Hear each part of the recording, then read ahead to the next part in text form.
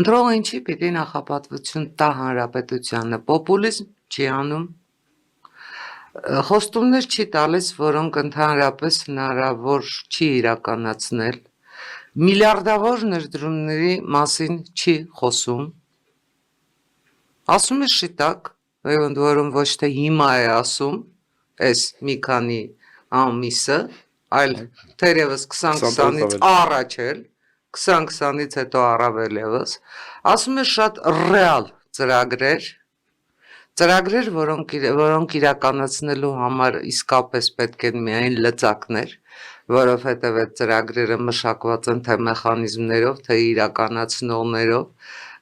բացարձակապես մշակված են նաև այն առումով, որ այդ բոլոր ծրագրերի իրականացման համար կան հստակ ներդրողներ, նաև այդ խնդիրն է լուծված